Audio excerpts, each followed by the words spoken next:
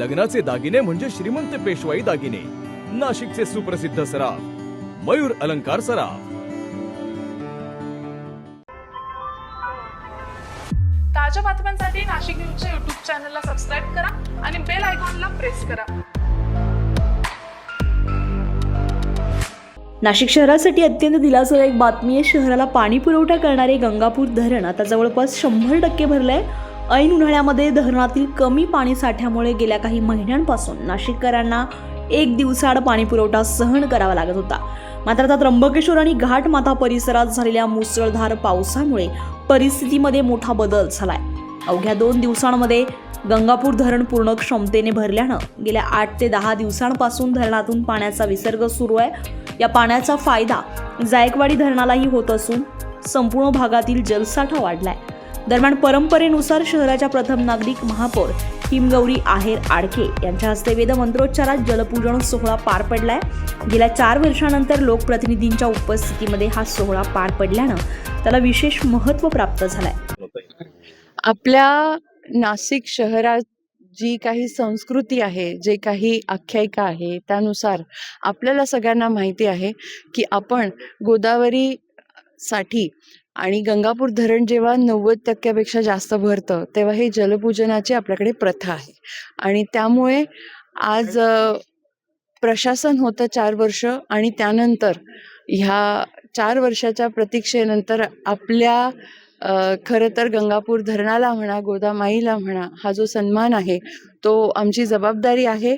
आणि खरं तर नाशिक शहराचं आणि इतर बाकी गावांचं देखील जे काही पाण्याचा जी गरज आहे ती आपली गोदावरी माई पूर्ण करते. आणि म्हणून आपण तिच्याप्रती आदर आणि हा सगळा कृतज्ञताचा जो एक प्रवास आहे तो व्यक्त करत असतो.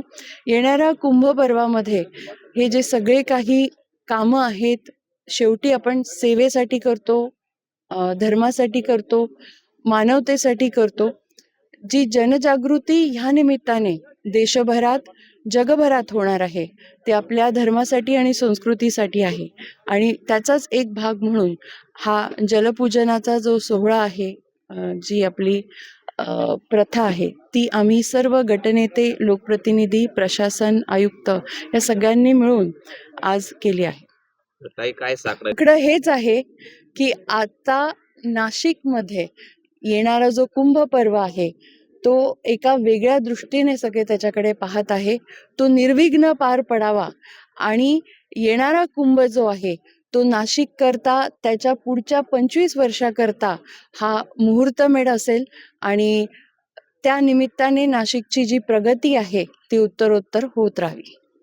गंगापूर धरणावर जलपूजन महानगरपालिकेतर्फे माननीय मेयर मॅडम, स्टँडिंग चेअरमॅन, सर्व मान्य गटनेता आणि सभापती पण होते. तर त्यांच्या हस्ते 4 वर्षानंतर मॅडमनी जसं सांगितलं की हा शुभ सोहळा आलेला आहे की आपला धरण पण भरला, आपले लोकप्रतिनिधी पण आहे.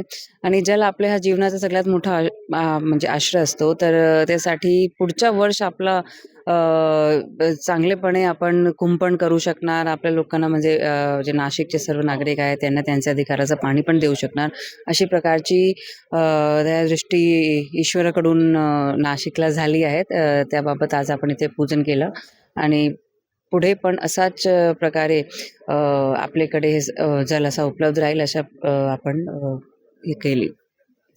या प्रसंगी स्थायी समिती सभापती मच्छिंद्र साणप, महानगरपालिका आयुक्त मनीषा खत्री, भाजप नेते लक्ष्मण सावजी, शिवसेना गटनेते अजय बोरस्ते, राष्ट्रवादी गटनेत्या सीमा ठाकरे, उद्धव ठाकरे गटाचे केशव पोरजे, भाजपा गटनेते श्याम बडोदे, प्रभाग सभापती सुरेश अण्णा पाटील यांच्यासह सर्वपक्षीय नेते आणि अधिकारी उपस्थित होते. संजय परमार, नाशिक न्यूज, नाशिक.